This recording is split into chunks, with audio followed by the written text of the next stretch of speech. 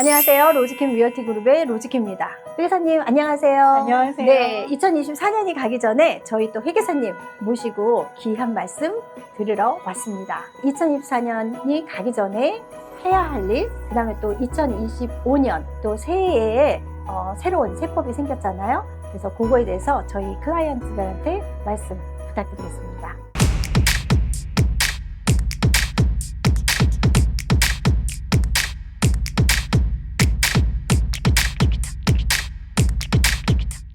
네, 2024년 말인데 지금 31일 이전에 네네. 오셔가지고 이런 질문을 하시고 챙겨주시는 거 보니까 네네네. 너무나 든든합니다. 네. 네, 꼭 알아야 된다 하는 그것만 좀 말씀해 주시면 감사하겠습니다. 네.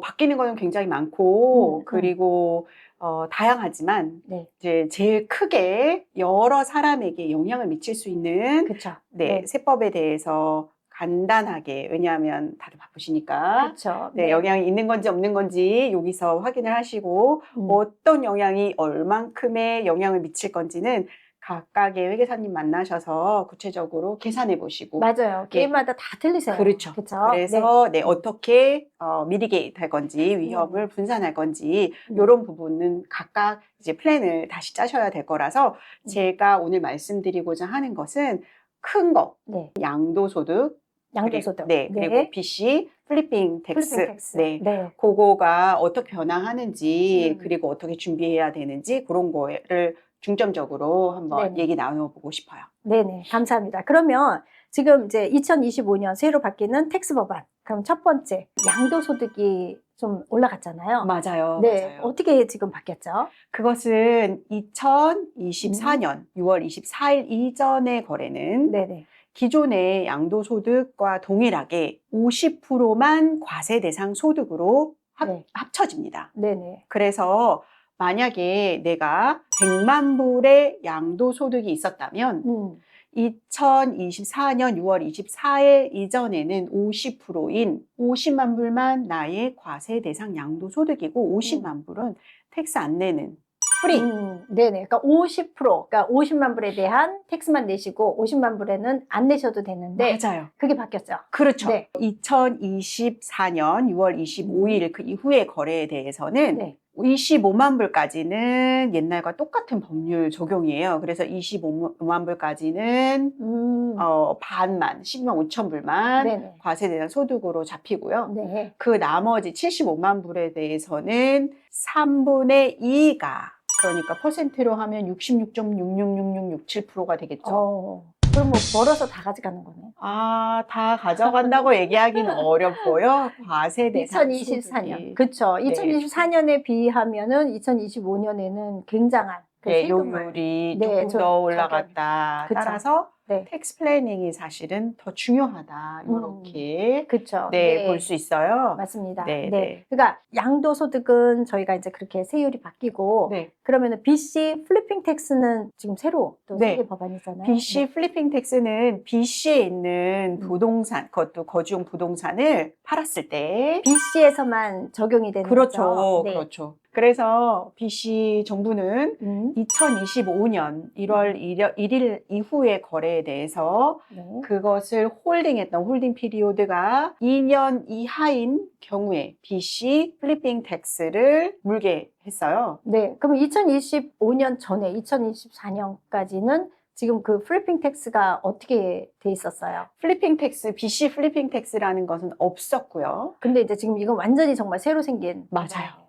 네. 네. 그래서 BC 플리핑 텍스는 2025년 이후에 판매된 것. 그러면은 저희가 판매가 됐다는 거는 컴플리션을 말씀하시는 건가요? 그거는 내가 가지고 있던 부동산, 거주용 부동산을 타인에게 매도한 그 시기.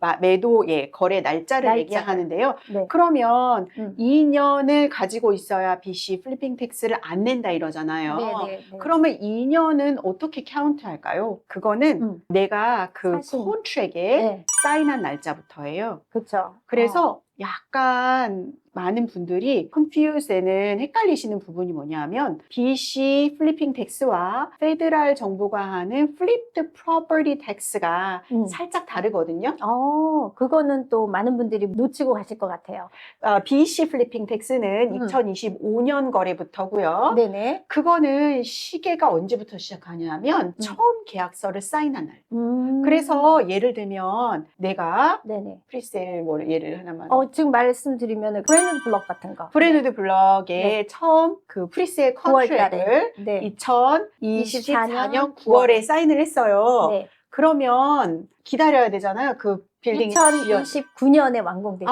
완공이 돼요. 그러면 2029년에 완공을 하고 바로 팔았어요. 그럼 그러면 플리핑 텍스가 없네요. 없죠. 왜냐하면 처음에 사인했던 네네. 2024년부터 2년을 카운트하기 때문입니다. 그러니까 컨트랙, 그러니까 프리세일하고는 사실 전혀 상관이 없는. 프리세일 처음부터 사인을 하셨다면 네. 2년은 딱 지나가요. 그렇죠. 왜냐면은 완공 시기가 벌써 4년, 5년이 걸리니까. 맞아요. 물론 이제 타운하우스나 로우라이즈는 조금 틀려도 그래도 타운하우스도 다 2년 정도는 후에 완공이 되기 때문에 플리핑 텍스가 전혀 적용이 안 될 것 같은데요. 네네. 그런데 그 페더럴 정부에서 하는 flipped property tax는 우리가 보통 개인 소득 보고할 때 내가 홀드했던 피리오드, 내가 그 집을 가지고 있던 시간이 365일이 안 되면 우리는 그 집을 주 거주지라고 부를 수 없고 양도 소득을 내지 않고 비즈니스 소득, 그러니까 100% 과세인 비즈니스 소득을 소득세로 냅니다. 또 로스도 쓸 수 없어요. 이때의 시계는 내가 그 부동산, 주택을 구매한 날짜부터예요. 그러니까 프리세일로 내가 그 집을 살 수 있는 rights, 권리를 처음에 사인했던 그 기간은 카운트해주지 않아요. 그러면 이제 이거는 들어가서 사는 날부터, 그러니까 컴플리션을 하고 타이틀이 나에게 넘어오는 날부터 카운트하는 거예요. 맞아요. 뿐만 아니라 페더럴 플리프드 프로퍼티 텍스는 부동산은 부동산으로서 365일이 있어야 되고요. 프리세일 라이츠 있잖아요. 그것도 365일 이전에 팔면 해당이 되는데 비즈니스 인컴으로 카운트가 되는데 그것도 역시 그 라이츠를 구매한 지 365일 이상이 지나야만 양도 소득세라고 우리가 부를 수가 있어요. 그래서 만약에 내가 프리세일 라이츠를 구매하신 날로부터 컴플리트한 날까지가 이미 지나가서 2024년 12월 27일에 부동산을 컴플리트 했다면 나의 시계는 리셋 되는 거예요.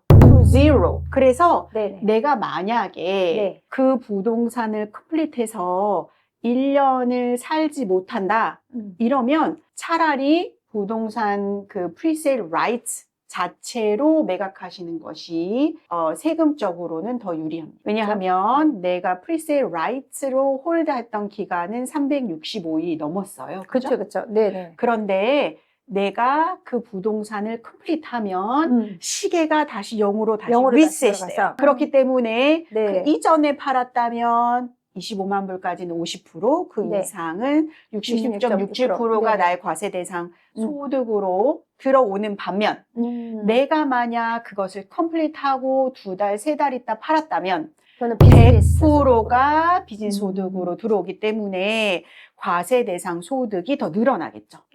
그러면 정말 중요한 거는 그 전에, 그러니까 전매를 하는 게 더 낫다는 말씀이시죠? 맞습니다. 그렇기 때문에 내가 부동산을 컴플리트해서 그 부동산을 얼마나 오래 홀드하실 것인지, 나의 파이낸셜 소스가, 리소스가 얼마나 되시는지, 그리고 내가 여기에서 계속 살 건지 등등을 고려하셔서 전매로 파실 것인지 아니면 컴플리트하고 파실 것인지를 구분하셔야 합니다. 그러네요. 그것도 이제 개인에 따라서 다 개인 상황에 따라서 다 판단을 하시고 결정을 하셔야 될 것 같은데 일단은 그 Federal Flip Property Tax가 365일이 완전히 컴플리션 되고 타이틀이 넘어올 때 그때부터 다시 시작이 되기 때문에 오히려 사인을 한 날짜, 프리세일 사인을 한 날짜서부터 그러니까는 컴플리션이 되기 전에 그러니까 전매로 파는 게 오히려 더 이득일 수 있겠네요. 맞아요. 세법으로. 이 두 가지 텍스가 이름이 너무 비슷해요. 너무 비슷해요.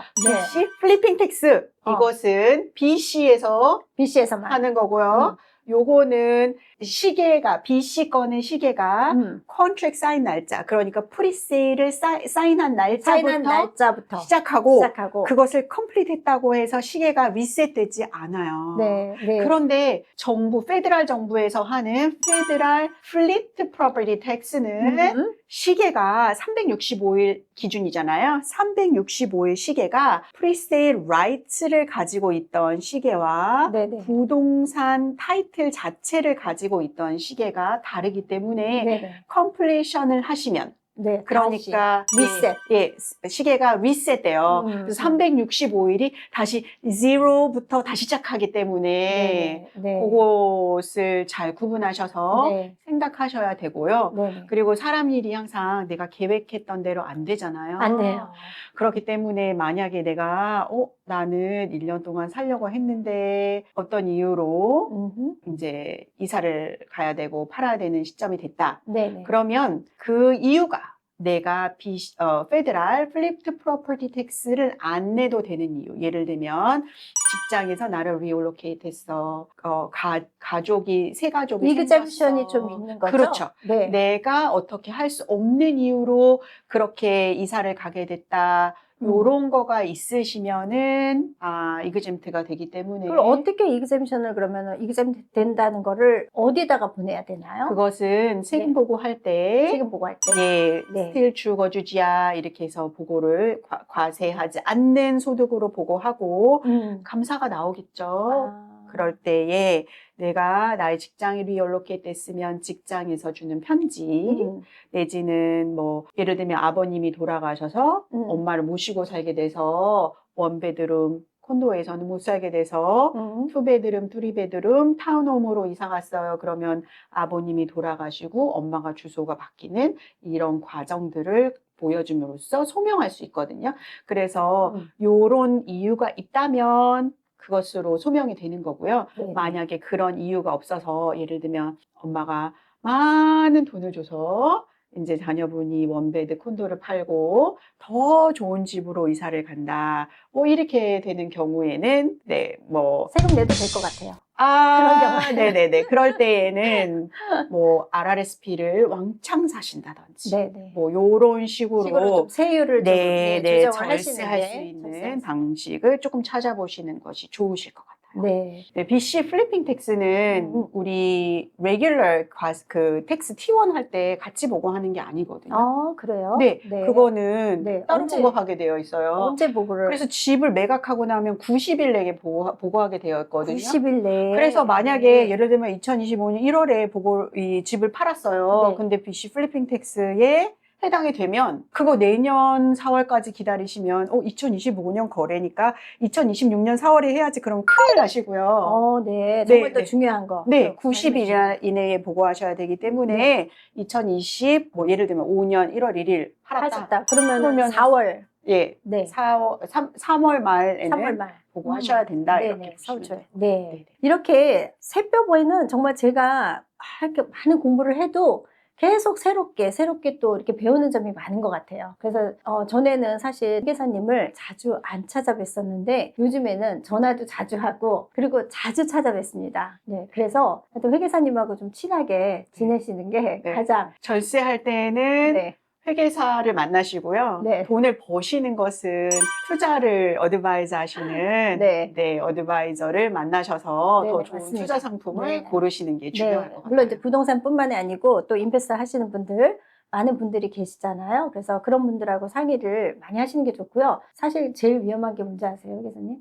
뭘까요? 옆집 아줌마한테 네네네네. 왜냐면은 개인마다 다 틀리시기 때문에 꼭 회계사님하고 상의를 하시는 거를 제가 추천해 드립니다. 네. 그러면 이제 2025년에 새로 바뀌는 두 가지 법안 저희가 또 배웠고요. 그러면 2024년이 가기 전에 사실 얼마 안 남았어요. 내일 모레가 벌써 크리스마스예요. 2024년이 거의 다 갔으니까 우리는 알잖아요. 올해 내 소득이 얼마다. 그래서 절세를 하셔야 한다면 집이 없으신 우리 젊은이 분들은 First Home Savings Account 그것은 12월 31일까지 넣은 돈만 올해 것으로 간주가 카운트가 돼요. 되거든요. 네. 그래서 며칠 안 남았죠. 네, 정말. 네, 네, 네. 왜냐면 은행도 문을 이게 많이 이제 휴일이라 닫잖아요. 맞아요. 그래서 꼭 올해가 가기 전에 First Home Saving Account 연 8,000불을 넣을 수 있는데요. 되게 중요한 것은 8,000불을 넣는 거는 내가 어카운트를 열고 나서 이제 8,000불을 넣는 거잖아요. 네네. 이거는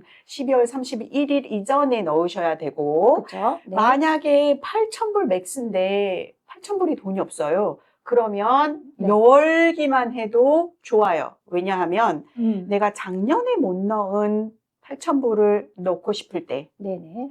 작년에 어카운트가 열려 있었다면 맥시멈 8,000불을 내가 넣을 수 있는데 만약에 어카운트를 열고 3,000불만 넣었어요. 네네. 그러면 5,000불 룸이 있잖아요. 네. 이 룸은 내년에? 내년으로 캐리오버 되거든요. 아, 네. 근데 나는 늘 돈이 없어. 그래서 음. 이거는 내일이 아니고 어카운트를 열지 않았어요. 그러면 그 다음에 기회조차도 없는 거네요. 맞아요. 네. 꼭 그러니까 열으시는 게 중요한 거네요. 맞아요. 네. 그래서 맞아요. 올해가 가기 전에 돈이 없다고 8,000불이 필요 없고 그러니까 8,000불이 있으셔서 넣으시면 좋지만 그게 부족하시다. 그러면은 어카운트를 여시는 것만으로도 지금 혜택을 보실 수 있으니까 그렇죠.